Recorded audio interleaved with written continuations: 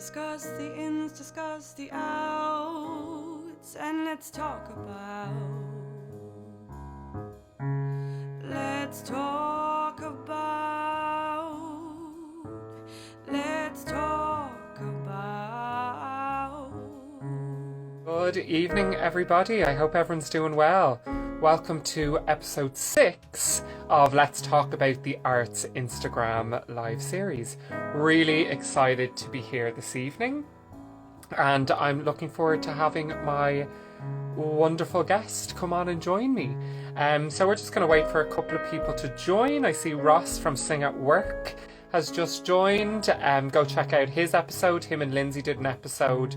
I believe it was episode 3, amazing episode, and my guest for today has joined. So I'm going to jump in and give you a quick introduction to this amazing person and then bring him on. So today I'm joined by Jordan Lee Davies, Westend actor, absolutely amazing person, and I'm delighted that he has agreed to join me.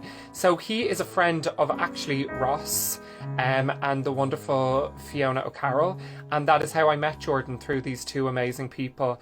And I remember meeting Jordan, couldn't tell you how many years ago it was, but it was quite a long time ago when I started off my stint in London. I met him at Ross's and Fiona's house, and I just remember him being so warm, just such a lovely guy, really took the time out to come up and kind of have a chat with me. And I remember us talking about him starting kind of with classical music when he was younger. That's one conversation I remember us having. But for a little lad starting out in London, I wasn't that little, I was 25, having someone being so welcoming and kind. There were so many people, but I do always remember Jordan. He graduated from Guildford in 2011, and since then he's had the most diverse and interesting career, and not only jumping between different genres, but also jumping between like different roles. So, and I mean like roles within the industry. So he's been in a swing, he's been ensemble, he's been a solo singer, principal characters. He's done so much. So I'm really looking forward to kind of having a chat with Jordan, not the Jordan that we see on stage, but the Jordan behind the performer. So we're going to chat a little bit about his other talents, his musicianship, some outreach work he has done, his teaching, his kind of vocal arrangements he's done. He's done so much. So I'm really interested to get to know all that work he does. We're also going to talk a little bit about LGBTQ stuff and being a proud gay actor, and loads of little bits around there, and I'm excited to kind of get into that. Jordan is so comfortable with them in himself, and when you watch performances of him, he's so unique, and it's just him radiating off the stage. So I'm really interested to like get to know the person behind that confident person. We're also going to discuss how he has worked so consistently, and then last year obviously we all know what happened, and having like his career kind of taken away from him, and just chatting about some of the journeys, some of the lessons he's learned while he hasn't been working. So I'm really excited to bring on Jordan Lee Davies. So I'm going to send him a little request here. If I can find him, there he is. I love requests there. We are going to be joined by Jordan in 2.5.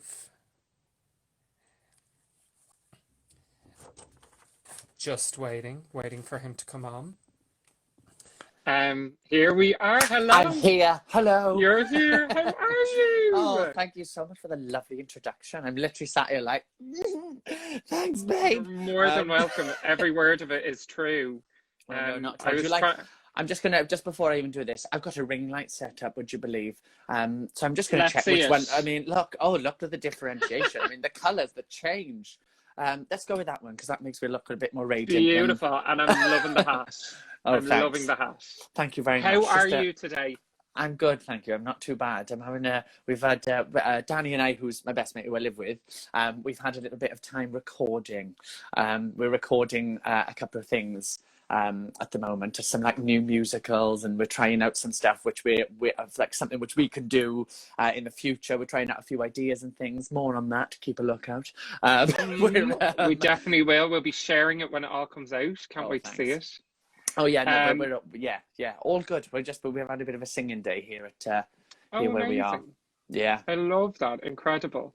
I want to kind of jump into it and talk about a little bit about your journey, but rather than going through your whole journey, because we could just be here all night with the amount of accolades you have. Oh wow.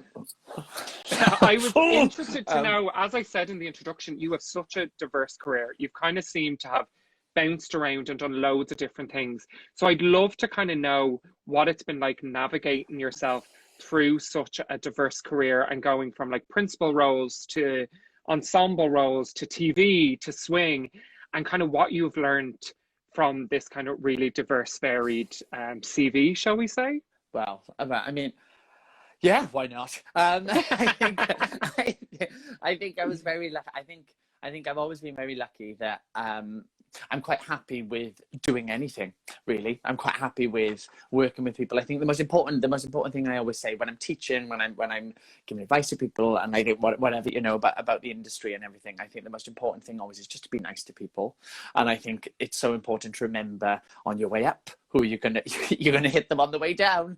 You know, like there's absolutely like, the for example, now just to jump straight in, the West End isn't the be all and end all. You know, like there's all these different things, all of these massive things. The best work that happens in the career is in the tiny venues, in the amazing little spaces which are all around the country. That's where the best, like that's where you feel the most enthused, where you feel like where you feel like an actor, where you don't feel like a moving part. You know. And I think it's so important to I think not be complacent and not think, you know, I'm now in the West End and that's all I'll ever do, because I don't think that's a healthy way to be in this career. You know, I think it's so important to remember that there's more to life. And I think with regards to, like, you know, going down, I had so many thoughts and I've completely lost myself. That's okay. We're in no rush. We can completely take our time. I literally was suddenly like, what am I talking about? What am I even? Yeah. What am I? I suppose like what have been the highlights, like you just said there, the jobs that, you know, are maybe most meaningful aren't maybe the things that people would know you for. So what jobs have you done that kind of really, you know, have made you grow as an artist throughout your journey? I mean, the thing is that like I did a show a couple of years ago at, funnily enough, at an LGBTQ supporting theatre, which was a place called Above the Stand. And before that, I was very lucky. I did a number of West End shows sort of in a row, and that was great. But you obviously you can't be playing to 1,500 people. That's an amazing experience, and playing to thousands is amazing. But then suddenly, when I was given a great gift of a role playing the leading lady in an adaptation of it was adapted from a four-hander of Two Men and Two Women to Four Gay Men, and they adapted that show, and it was honestly just one of the most. It was at this little theatre, it was a 120-seater theatre, and I learned more on that. And I actually, really funnily enough, after being in big shows for a while, you sometimes forget that you're an actor. You become a product, and you become you become part of the mechanism, and actually the wonderful thing is, which you get offered in these amazing times, is that you get to go on stage and try things and work with directors in a way which pull things apart, not doing it the same way it's been done for 32 years in a musical. And that's not, you know, Les Mis, I had the time of my life, but you know, they know the best way that Les Mis is done. So no matter what I can bring to Bombat and Bois when I was on for that, for example, in the show, no matter, you know, there have been 30 Fontaines who've been raped hundreds and thousands of times, and they've seen that done the best way. Like there's no other way of saying, you know, like that is the problem with the long running shows. But when you're doing something new and something creative, however big or small, that is such an amazing opportunity, because it's yours, and it's yours to create, and you are the first person to do it, and that is such a great feeling, you know. Is it scary going back to that place? Like, if you're in a show where it can be a little bit, I know what I'm doing every night, I know my marks to hit, and then you might step away from there and go into a show like, I think it was romance, what you're talking about, isn't it? Like going into a show like that, is there a moment of, oh God, what am I doing again? Or is it like, thank God I get to be creative again? I think you start in the, oh God, I'm allowed to have an opinion. You sort of start there, and then suddenly you're like, oh my God, I really have an opinion. And then you suddenly go too far because you're like, I'm going to try everything. And then suddenly, like then find your way to like, rebalance everything. And I think that's so important, is finding the balance, because I love that. And just finding what's important, because we're so lucky to be doing what we're doing, and we should be able to, the whole point is in all of these things we do is self-expression and expressing the and I think it's so important, especially with LGBTQI plus theatre. I think it's really important to see these things happening, because we don't see that. We are not privy to it. I certainly wasn't privy to it when I was younger. It wasn't there. So to suddenly have, and also this is I mean, this is a very generalized sweeping statement, just to see what, in our case, a love story which just happened to be between two men. It was just a love story that would never, it wasn't gay.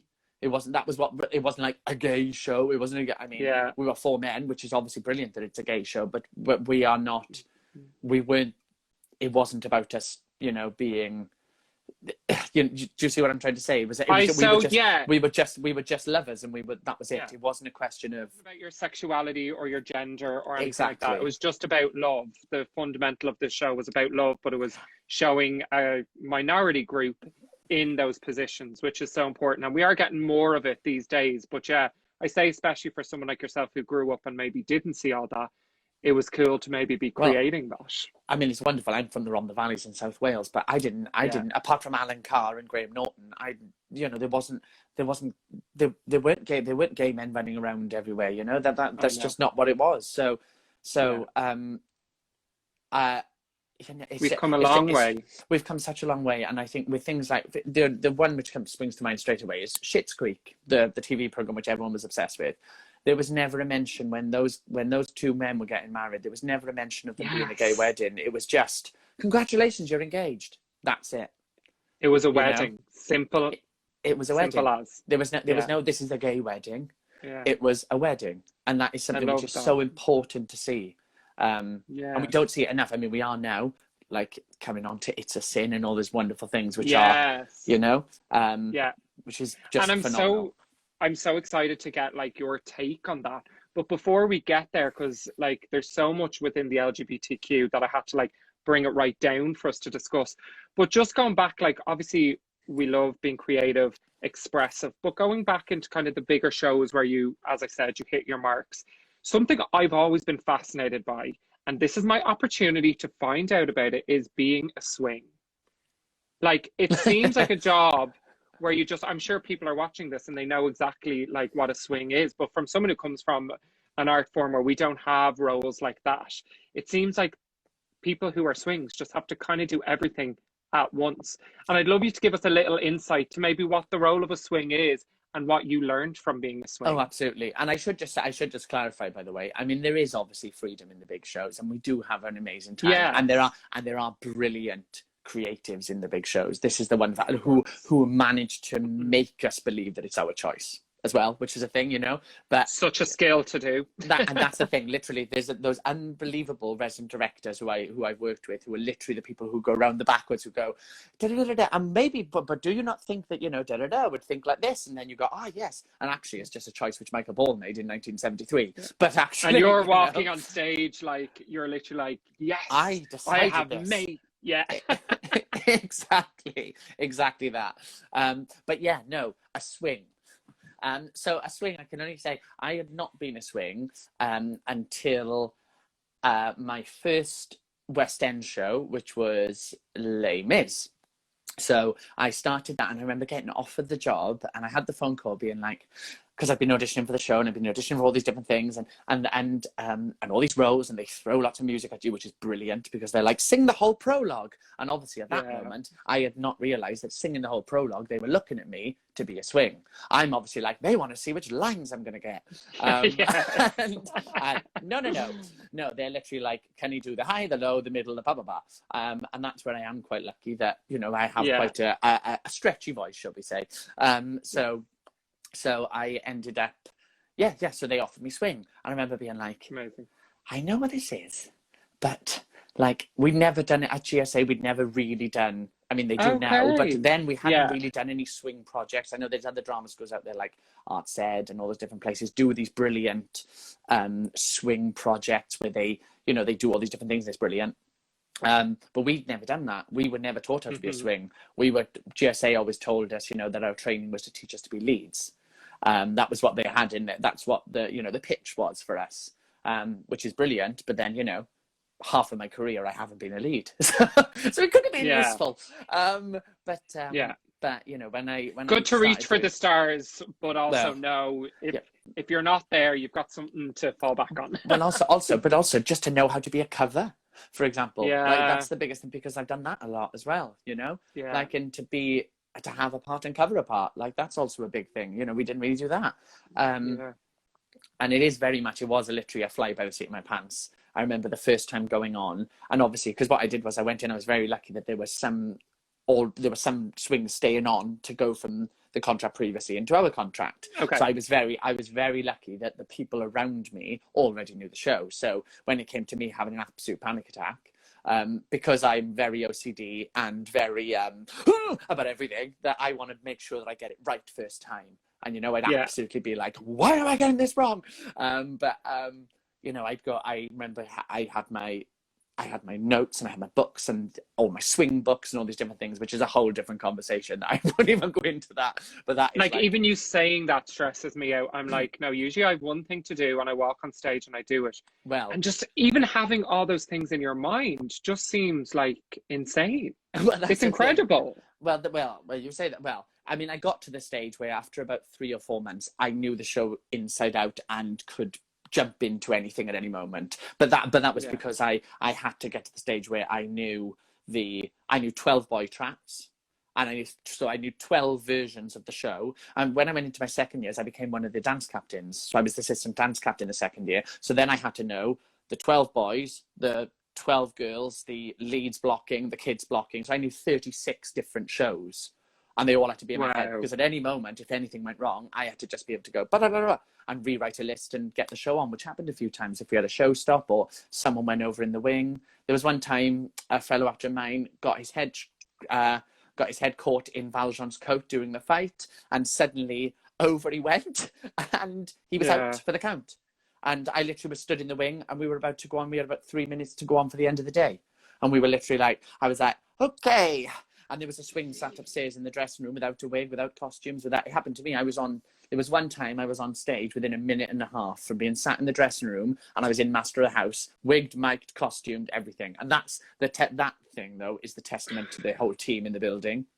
Because that means you've got to have amazing stage management who literally, that phone call came to me, who was sat in the dressing room. Jordan, you're going on. Bam, the company manager, sound are already running up the stairs. Wardrobe are running with my costume. And literally, I was on stage in a minute and a half. It was in my fabulous big long wig, which was... I will never complain about learning one line in a show ever again. There's this terrible thing about swings, where that swings is like a job to be like, oh, I got swing. No, it's completely the opposite. Swing is the hardest job. On Broadway, the swings are paid better than the leads. Oh, wow. Because it's a diverse role. It has to be a diverse role, but it has to be so... You have to be able to... First of all, you have to be able to do everything from you know, bass baritone to top tenor. And you also have to be able to do... you have to be able to play every type of character, be able to embody these people. And, you know, in a show like Les Mis, there's a lot of characters. And the character I played, the funniest thing, the most of the time, was the big butch guy who grabbed everybody. Typecast. I mean, absolutely. I mean, why not? You know, it's an incredible job like, as my first West End job, it taught me so much. Oh yeah, I've just seen my friend Evan, who's actually a swing on the Book of Mormon with me at this current moment, just right on the chat saying, and on Broadway, they're the first ones cast. They are, because they have realised that the most important people are this swing team, you know? Because they seem like a core group. Because I like being honest and being on and having been on panels myself, it is very, you know, to cast someone who's the lead, it's very easy to find that person if they're right. You know, the man walks in the door, if he is right for that character and he's perfect for it, that's it, done. I walk in, they need to see that I can do 30 people. Can I do 30 people? I don't know. So they need to, do you know what I mean? Like that's where the casting type of a swing is hard. Yeah. Do you think there's any parts of your personality that lend to you having such a diverse career and being able to jump around, not only in the role of a swing, but across the board in your career? Like, put aside your training and everything like that, is there anything that you're like, I just have this nature? I'm quite good in a crisis. Okay. I think it's quite a good thing. I'm not fazed by anything. I always say yes. I never say no. I've never said no. I've never gone, I can't do that. It's actually hilarious. I'm doing a recording of this new musical at the moment, and in it, I have to rap. I mean, but literally he was like, do you think you can rap? And obviously me and Danny were absolutely lolling, because I'm like, I can't rap. But I was like, I'll give it a go. Like, you know, is only part of this song of this, and the rest of the character suits me perfectly. But then this rap moment, I was like, I mean, why not? Why not? And I guarantee you it'll be epic. Thanks. But well, we'll see. I mean, but it's intrigued to see it. Oh, well, it's just one of those. Yeah, indeed. But it's just one of those. I don't know. I think you have to be a yes person in this business, full stop. One of my best friends in the whole world is a lady called Helen Walsh, and she is she's an amazing performer, but she has gone from being the swing to the ensemble to the leading lady to you know, all of these different things all the way through. She's never stopped working in about 35 years. Wow, and the thing is, like, that was such an inspiration to have that on a job, on my first big West End job, because I met her on Les Mis. And I remember, like, just her etiquette, her way on stage, her, like, I'm a bit of a beast for, you know, we all have moments on stage where we have a bit of a laugh and we do all those different things, and I'm definitely, you know, criminal for that sometimes, but I care about the audience watching, and she taught me that straight away. She was the one who literally was like, no, we're on stage, there's no pissing round, and you know, I have come for people before who've done that, you know, because I just, as much as I love a laugh and I love have fun, and, you know, we do 8 shows a week and it is a year contract and all the different things. Obviously things are going to happen and people are going to laugh and whatever, and fine, and I have as well. But it's just that respect level of, you know, Karen from finance, who's paid £75 for her seat, sat in row E. And she deserves to see a good show. She deserves the same show that you know, that Karen on Friday night gets as on a Monday night, you know. So like, you know, that's absolutely. Karen, my favorite word. But it's just such an important, it's a really important thing, and she taught me that. And I think that's a big thing as well with this industry, is learning from the people you're with, who are around you, because we are so blessed to have unbelievable people who are older in this business. Like, I literally, I still, every single show I go into, I still look to those older people, because they lead the way, and that's what's so important. That's what I found with, I've been very lucky up until Mormon, actually, where suddenly I was one of the older ones, because everyone's, you were leading the way. Well, no, not leading the way at all. But like, and don't get me, like, this is the thing, like, I've always had a thing, work hard, play hard. So if I play hard, I've got to work even harder. So, like, you know, because there have been times when I've been out every night, I've absolutely pummeled myself, I've done all those different things, I've been hungover on stage, I've done all those things. But when those things happen to me, the first thing I do is go straight back on stage, and I give 10 times more than I normally do, because if that's even possible, because I realize I've done it to myself, so it's my fault. So, you know, just being responsible, holding yourself responsible. I love that. And we all have a life, and we all do those different things, but it's about that integrity as well, of just going, no, okay, I've done that, I still have to give that great performance. That's amazing. And your work ethic just seems so strong. Well, I mean, I don't take it for granted, because I have so many unbelievably talented friends who don't work for one reason or the other. And they are, honestly, I'm very lucky that I'm surrounded by, in my life, I can't even tell you the people I have around me. Like, I'm so lucky to have that. And I would love to discuss that, because we were going to discuss, you put up a post coming into the new year, kind of two very simple statements, but one of them was how grateful you were for the people in your life. And as I kind of like stalked you on Instagram and like kind of saw, you seem to be surrounded by quite like colorful, diverse, artistic people. And it seems like an artistic family. How important is that, being an artist, having that support around you? I mean, it's the one thing which matters most to me in the world. Like, this is the thing, like my friends and my family are the most important thing, because they have to be, because that is what's important. Because at the end of the day, what we do is a job. So it's a job. Like, as much as I love it and I love what I do, but it's a job. So when I, you know, that it lasts for 4 hours a day, and then I go home, and you know, I have an entire life around it. And I'm very lucky that I'm surrounded by wonderful people who accept me for who I am, because it wasn't always like that. I grew up from a very young age being really badly bullied. I was bullied all the way through my teens. I was bullied, like, I had terrible things happen to me, but because of, and I went to drama school, and oh my gosh, it sounds so cheesy, but I found my place, because I'd never had, like, I remember there were times when I was always, the thing with me was I had an awful time at school, but I had a great time outside school. So I was in, you know, all my dance friends, all my swimming friends, all these different things were all amazing. And I had these incredible experiences. So that's what always saved me almost. I mean, and I was very lucky that I had the most amazing music and drama teacher whilst at school, who literally, I used to have lunch with my drama teacher.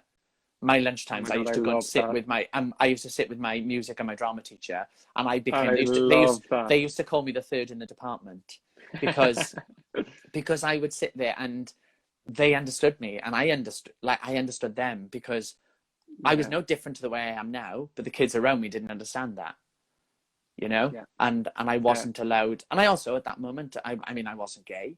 I wasn't true to myself, because I was terrified, because there were no gay people. There were no gay people in my school. There was none of that. So it was always me being, you know, it wasn't good. It wasn't a good time. So I hear you. When I got to be where I am, at 18 years old, when I arrived, I remember my mum and dad dropping me off at GSA. And I literally remember being like, and I'm an only child. So I was so like, me and my mum and dad were always a trio, you know, like we were very much like, they were almost like my mates as well as my mum and dad, you know, like it wasn't that we were always like that. So there was never, it wasn't that thing of, I had actually, when I was little, I think I actually genuinely suffered with like separation anxiety. I used to panic when I wasn't with them. And my mum always tells the story about when I was little and I wouldn't go on the lizard hunt when we were in Gran Canaria or something, because I literally was like, no, and in my head, I can even remember now, remembering being like, no, because I know you two are going to have fun and I'd rather do that. I don't want to go with the kids and go on the lizard hunt. Like, you know, so my mum and dad want to stay with you guys. Yeah, my mum and dad came on the lizard hunt with me, you know, like, oh my God, I love that. And that's where I've always been really lucky to have that. But like, yeah, as I say, when I got to college, I was welcomed in by people. Just went, that's you, great. Love that. And I never had that before. I really hadn't had that before. Wow, that's incredible. Without a judgment, without an area of somebody going, or bully, or there was no bush, or there was no explanation needed. You just arrived. No. You were who you were, and that was it. Exactly. And I love that. In the post as well, you mention, you kind of say, the biggest lesson that you've learned in 2020 in particular was your mind is so important and to look after it. Can you kind of give us a little bit of insight as to what led you to writing that particular post? Yeah, it was something which I never thought that I would suffer with my mental health in any way, really. I never thought it would be, it never really has been a problem, or it hadn't surfaced itself, I think is the best thing to say. Because I'm very lucky. I'm incredibly lucky that I don't, I'm not, you know, attacked by depression. I don't have something which is, I feel I don't have any emotions which are debilitating. I'm so incredibly lucky, because I know there's so many people who suffer with that so much. But with regards to anxiety, I have lived with anxiety for, I think, probably over 20 years of my life. I can remember back as far as when I was in my early teens, and just being so overwhelmed with things, but completely knowing how to function and not sharing that. Because you know, the things went, you know, I was like, I was talking about being able to, I was talking about a bullying experience I had the other day I remember going 3 miles. I remember I could walk down a corridor where I knew this boy was going to be stood there, and I wouldn't go down the corridor. I'd walk the mile around the entire school to go in the other entrance, and I would do that. And I knew that that was like a period which I would go through every day, because if I walked down that corridor, I would be terrified. So all those different things, which like all those different, I've been doing that for so long, and they stick with you. Yeah, but I've been doing that thing for so long of, you know, managing myself, that going, no, because I know that I can do that. And I do that with my emotions. I'm very good at going, okay, I'm feeling that, but that's okay. I can get on, blah, blah, blah, blah, blah, blah. And it doesn't matter, and it's okay, and that's fine. And putting a cover over it all the time, that actually I've realized over the past year that actually what I do is, in these heightened times when I haven't been able to do anything, I've had like those moments where I've got super emotional and got super over, like almost like a panic attack feeling, that I'd never experienced before, because I've been so busy my entire life that I've never been able to see it. Exactly. So actually stopping made it come to the surface. Oh my God, 100%. And this is the thing, like, I didn't realize, I mean, Danny's the perfect person to, I mean, he lives with me, like he should just come on the call, because like he can tell you what I'm like I literally am like always doing something and always overthinking and running around and doing all these different things, because I'm so used to being so busy. And even when I'm not working, I'm doing 700 things to, you know, fingers in all the pies. And do you think that they were all mechanisms of you surviving, and when they were taken away last year in March, those survival mechanisms were gone? Not that there's anything wrong with mechanisms. I think they're great. Like, we need to survive. And if something makes you feel good, like work or friends or relationships, like, amazing. But do you think when they were taken away, you were like, oh, I don't have my survival mechanisms anymore, so I have to deal with it? I honestly, I can't tell you. That's completely it. Like, suddenly a career which I've been working in, you know, I did my first professional job when I was like 10 or 11, but even younger, I was doing shows, you know, and I remember I have had structure and plans, and my mum and dad were so supportive of everything I did that they just said yes to let me do everything. But I have lived my life from that age. Like, at one point when I was younger, I was also I used to swim 9 times a week. I was training all the time for like these British championships and all this different stuff, as well as doing all the performance stuff. So I never gave myself a break. And then obviously you go into this business, you go into drama school, which is bloody 17 hours a day. And then suddenly you come straight out into the industry, and this whole fight, we have to fight to get places. And I've not managed to find equilibrium until now. Gotcha. I think is the big thing. Because it sounds like you're working towards, like, what you're saying is, it sounds like you're working towards a burnout at some point, even though it also sounds like you thrived off being busy. Like, it's something that's positive for you.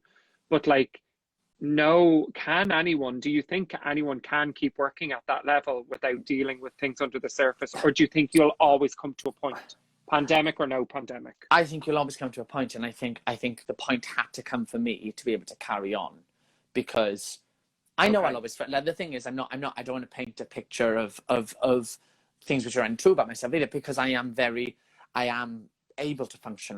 But this anxiety, which has been in me from a very young age, which has only reared its head in the past year more than ever, because I've had time to think about it more. Exactly. Like, it has absolutely, like, it has debilitated me to times when, like, like now, sometimes I'm so overwhelmed, now I have coping mechanisms because I've gone into it and I've realized what I need to do to be what you need, exactly what I need. And I am, oh my gosh, this sounds like a compliment to myself, but it's not meant to, but I am pretty selfless in the way I am with people. I give so much to people that actually sometimes I sort of forget to do that to myself, you know? Yeah. So Absolutely. I think I don't know what that, I don't really know what that, do you know when people are like, I'm having a me day? That fills me with anxiety because I'm like, a me day?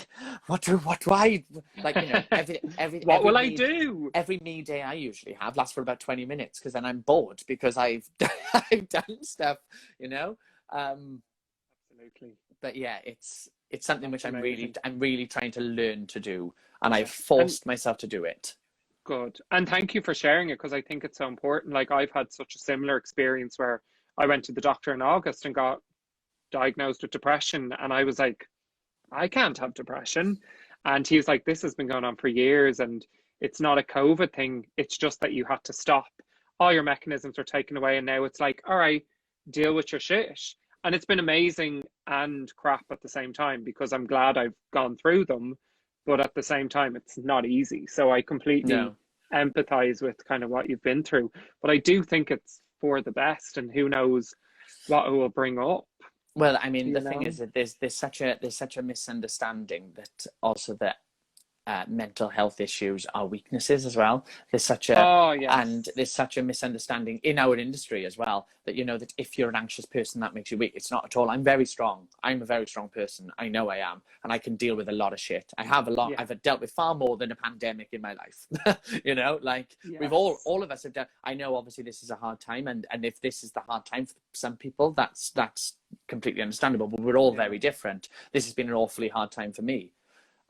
But there have been harder times, and actually sometimes remembering those things and remember it all comes back. I don't really like the phrase be kind because I think it's a bit too general, but just remember that you never know what people are going through, and you never know what people are suffering. And just because someone sometimes may be a bit of a dick doesn't mean that they're being a dick. You just go give them the space because they need their time. And that's the way I've always lived with. I don't hold grudges against people. Never have. I don't see the point in it because life's too short. Like my nan's always said, forgive but never forget. And that's a big thing because, you know, you can forgive. Always just forgive because life's too short. You could get hit by a cab. You could get a cab. Where am I, America? But you could get hit by a bus at, like, you know, like the 159 outside my house any day. And I don't know. I think it's just so important just to.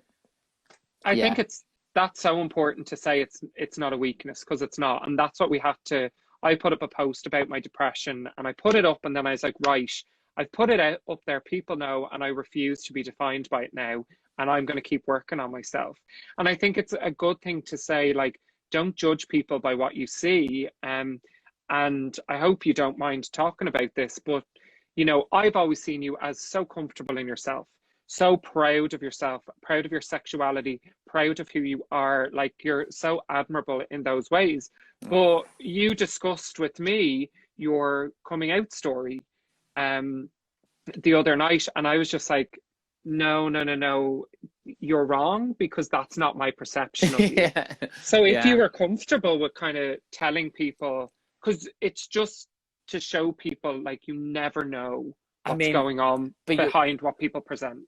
This is all what we're talking about already, because the thing with all of these things is you never know the struggles someone's going on behind the scenes, and you never know what the background is, no matter how supportive and wonderful your parents are. Like, my mum and dad are so wonderful and they're so supportive that it doesn't matter, because what you know in your head, what is in the back of your head, is the things we've all been conditioned to from a young age. So I grew up thinking, up until I was 21, even longer probably, that I was ashamed to be gay, and that it was a bad thing, and it would bring negativity, and it would bring sadness to my family, and it would bring all these different things, and worry, and cause people to worry, and, you know, all negative emotions. Never once did I think that they would see me in the Schitt's Creek light of, you know, like, and that's because a lot of the thing we have to remember in this, though, is what we saw in It's a Sin. For example, now talking about It's a Sin in conjunction with it, like what we saw there was, we saw the fear which was instilled in the people who were our parents. In the 80s, there were adverts told in that we were going to die, that we were bad people, that we were evil, that we were all these different things. And I mean, obviously none of that's true, but that's what was put into them. So those poor people who were sat in those villages in the middle of nowhere, who weren't luckily enough to be in Soho in London, who were struggling through anything. The kids who are doing it now, there are kids in the park. I mean, the people that we're still illegal in like 30 odd countries. It's illegal to be gay. It's not over. Like, we have come so far in such a short space of time, but we haven't gone far enough, because it took me to be 30 years old to tell my grandparents that I was gay. I mean, that's ridiculous. I mean, look at me. Like, I am absolutely raging, but I'm proud of that. But like, that's, absolutely, yeah. But I am not. I am so much more. Also, I am more than just being gay. I'm a person, and I happen to be gay, and that's the difference. Is that I am a person first, and I'm gay second. You know, like. And I'd love to actually ask you that in relation to Jordan the performer and Jordan the person. Like, exact same way, you know, obviously you present yourself as proud, gay, open. We love that. And we don't know the struggles that you personally have, which thank you for sharing them. But also you present Jordan, the confident performer. And as you've just said, your identity is not that you're gay. You identify with being gay. But like, your identity is not being a performer. But no, exactly. Can you shed any light on how you might feel about that? Well, I mean, the thing is, all of us all the time are told that, you know, that we're failing if we're not on the West End. We're failing if we're not, you know, we're failing if we're not. And, you know, and it comes down to people asking us questions as actors, being like, have you been in anything I've seen? Have you been on the telly? Oh, do you know about all of these different things? People see us. It goes with what's happening with the government with us at the moment. You know, we're seen as, I mean, the fact that we're not viable, all this different stuff. I've worked my entire life to do what I do now, and we've been thrown away. And to the eyes of people who are not in the business, to the people who are not in the business, you know, it's like one of those things. It's people will never understand what it's like to suddenly not know how to pay your bills. Yeah, because I know. I've been paying my bills for the last 10 years, no problem. I mean, sometimes it's been a struggle, but like, I've been paying, I've been, you know, when I've gone a bit wild in Top Man, but like, you know, like it's, but like, it's been Top Man, it's gone. You know, like we've all had those hard times, but you know, like, to just have your entire career pulled out the rug from underneath you. And that's the sort of the hope thing that I don't want to. That's the thing where we have to always all stick together a little bit, and that's such a thing as an acting community, as a creative community. We have to be supportive of each other, and especially in these times, you know, where people can be so vocal about their opinions online and be so ready to pull things apart and all these different things. Just be kind. This is the thing. Like, I don't like that word because it's about being. Just being human is the important thing, and that is across the board. Just because I'm gay doesn't mean I'm a bad person. Just doesn't mean that. And it's getting rid of all these different. No, but into the eyes of a lot of people, to people who have never had the experience. You know, the people I get on with most in the world are usually, like, I was talking about this to a friend the other day, and I was like, the people I always get on most with in the world are big butch men, which is wrong to categorize them as that, but I get on with really, like, you know, big, because that's what I grew up with. I grew up with, you know, warm Welsh men. That's what I know. I get on with that. I get on with that type of person super well, and I get on with older women. I mean, I get on with everybody. I've never really had a problem, but I love that. I love that vibe. You gravitate. And because I grew up in a family with very powerful women. Like in the way, like, you know, my mum, my nan, my two grandmothers, they're all very, like, they run the family, they do their things, you know. And I grew up about that. I always wanted to sit in the kitchen with the women. I didn't want to sit in the lounge with the men. Like, I always wanted, you know. And I remember doing that. Like, I always with my auntie, and you know what I mean. I wanted to be there with that. I didn't want to be. I didn't want to be outside with the men, like talking about football. I didn't have a clue. I didn't give a shit. Like, you know, like, I think I've gone on a complete tangent now. I don't know where I love gone, it. but do you know what it is as well? Everything you're saying is so gorgeous, and it's just made so much more beautiful by your gorgeous accent as well. Oh, thanks, Seb. So I just get carried away listening to your accent. It's amazing. But you have mentioned It's a Sin a couple of times there, and I like, oh my God, when I watched it, it was just one of the most incredible things. Writing, acting, storytelling, everything. And I just wanted to know, from you being a gay actor, you know, watching this history being played out, but also seeing the diverse characters coming together, the community, the artists that were portrayed on the screen. What was it like for you seeing what I believe is one of the most important queer culture kind of things in the last couple of years? I mean, there really aren't any words to describe it. Like, you know, watching also watching it on mainstream TV is the biggest thing. That was the biggest even shock. Those little details you just forget, don't you? Because people don't realize how big a deal that is. And you know, like, I'm very lucky that I am surrounded by older gay men, and I've met a lot of older gay men who have lived through those times. I've heard those stories. And like, how incredible is that? And I did a job with this new musical, which a couple of years ago, which went on the Queen Mary 2 for like a 3-week thing. It was an amazing job, and we had to go on there, and basically we rehearsed the show, and the guests got to see a show being made. So we rehearsed the show on the ship, cool. And then we did it in the main space, but then we took it back to London and we did it at the other palace. But it was like this conjunction with, it was a brilliant thing. It was a musical called Amdram the Musical. And it was brilliant. And I played the closeted MD in the show, of this Amdram Society. But basically, on that ship, there was something. One day, one of my friends and I who was in the show with me, were looking at the cruise program, and we saw LGBTQ Society, and we were like, oh my God, that's a thing.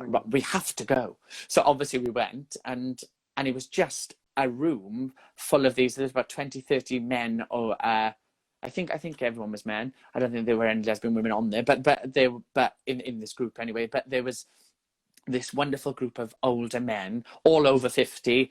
Like, some of them, there was one of my best friends became on the cruise. He was in his 70s, like early 80s. Like, and the stories they tell. Like, one of the men told me, like, most of his friends had died in the AIDS epidemic in the 80s. Like, he'd lost most of his friends. And I just think it's so important to respect that history. I mean, it's to learn it. And to know that it wasn't just people. What was brilliant was, for example, I'm very lucky. I know one of the boys who's on It's a Sin, Callum Howells, who's one of I've done some gigs with him, the one who plays the Welsh boy. And you know, like, to know that I think it's really important to also see the different stories of different gay men as well, because, you know, it's such a thing 100%. To be seen that all gay men are, you know, very very sexually driven and very and all these different things, and you know, but there are gay men who want to be with one person and stay with that person for the rest of their life, like straight people. And I think there isn't any rules. We're not all a bunch of rampant rabbits, you know. No. And I think that's so important to see that being portrayed as well. Yeah. To see and that's what's so nice, again, going back to Schitt's Creek, with that relationship with Patrick and David, seeing that put on screen, it gives people hope, because it goes, okay, I'm not, like, you know, that's me, and people can identify. And little kids who I'm teaching, I'm definitely, like, I teach so much, and I see it in children early on, and obviously children change and whatever, but I see children who I very much think will grow up to be gay. You know, they are it's like looking in a mirror, and I'm teaching them, and they are so lucky to grow up in a world where, hopefully, by me saying that I am an openly gay person, that little boy who's terrified in a school somewhere can see that he can do this. It's the same. It's the same with. I heard an interview with with the things which happened last year with Black Lives Matter, Amazing performer Rachel John was talking about it, and Alexia Kadim. I heard this amazing interview, and basically Alexia Kadim was talking about the fact that, you know, that her playing Elphaba, she was the first black woman to ever play Elphaba, and that for that little girl who goes to the theatre and sees that person do that, they go, I can do that. And that's exactly the same with the way I feel about being gay. I look at that and go, if that little boy in that class sees me being fabulous and gay and all this stuff whilst I'm teaching, and sees that's okay, and that everyone's laughing along with him, when he goes back to school and he goes through the shit I had to go through, he knows he's okay. Yeah. And I think what's also interesting there is the people who aren't gay, the young kids who aren't gay, seeing older gay people teaching them or being part of their education, and them knowing that it's like, all right, so and so's gay. Exactly. Oh yeah, I know. And then it's not an issue for them either, because it's being normalized for them as well. I think that's so important as well. The thing, I don't ever go into my classes and go, guys, I'm gay. Like, I've never done that. I don't air my, I mean, it's just obvious, but like, I don't go into anything in my life ever and go, I have been caught, I've done it once or twice, and I go, why do I do that? Why do I say that? Like, I don't need to, like, it's almost like you're explaining yourself. And I have done for 30 years of my life, explain myself, because you don't need to. No, and you don't have to. None of us have to, because we can be who we want to be. And that's something which is, I've learned that over the past year. Because we spend as actors, we spend our entire life fitting the mold. What else can we do? What else can I be? What can I, I shouldn't say that because of that. And I shouldn't say that. And I'm not saying I'm not a big activist. I'm not any of that at all, but I am trying to be comfortable in my skin. So then when I see something which I can help with, or if I can be help to somebody, I'm doing it from a genuine place, and I'm not doing it from a place where I'm like, but I'm doing this. No, I'm being open and honest and authentic in my life, which can then hopefully help other people to do the same. Oh my God, I love that. And one thing you are doing as well, which I really respect, and it's becoming a lot more of a visible topic at the moment, is sharing your pronouns. And I saw on your Instagram account that you've shared your pronouns. I share mine on my Instagram account. A lot of people do. But why do you share your pronouns? I think I have been asked the questions, well, why do you share them? From your point of view, why do you share them? I share them because I am lucky that I am comfortable with who I am. But there are some people in the world who are still not accepted. Yeah. And it's basically a way of saying, I see you and I stand with you, really, because that's, and I think that's what most people need to hear. I think everybody needs to hear that always, is that no matter what you are, no matter who you are, no matter what you decide to do in your life, if you want to be a cat, be a cat. Why do I care? Like, if you want to identify as, if you want to be anything in the world, you should be able to do it. Like, if you're not hurting anybody, you're not hurting anybody. You're not hurting anybody. If I wanted to transition to be a woman, who am I hurting? I'm not hurting anybody, because it's my life. And I'm very lucky that I'm comfortable in my skin, and I feel I am content. But some people in my life, some people I know are not. And some people don't like, I have friends who are non-binary, and those people who they don't feel that they fit either bracket. And because why should it be two brackets? Because there's this beautiful, colourful rainbow which links it all. Why should there be this or this? There shouldn't be. And connects us all as well. Just let people be who they want to be. Let your children do what they want to do. Yeah. I love that. Because life is too short. And the last thing you want when you see all the stuff which is on It's a Sin, the last thing you want is the suicide rates of children and LGBT people is just it's so disgraceful, because children are terrified to be themselves, because they're worried they're not going to have the support, and that's the last thing that you ever want to have to face. I hope people take from this interview, life is too short, and share your pronouns. I would love that. No, but it's just so important. It's so important. I do want to discuss, I mentioned at the start of the interview, like, you're not only a singer, an actor, a performer, you're a teacher, as you've mentioned, you're a choreographer, you're a vocal choral arranger. You do so much. It's amazing. But one project I'd love you to share with us, unfortunately, we are running out of time, but one project I'd love you to share with us is working in a prison and bringing the arts to a prison environment. Can you tell us a little bit about that? I mean, it was literally the most amazing experience. It was my favorite experience I've ever had. It was working with incredible women who, unfortunately, I think with any case, with people who go to prison, most people are victim of circumstance. Yes, some people have done terrible things. There are multi-murderesses and there are all these different things, which yes, they can't condone. But there are some people in our lives who are victim of circumstance and haven't had the lucky life that I've had and haven't had the experiences which I've had to make me who I am.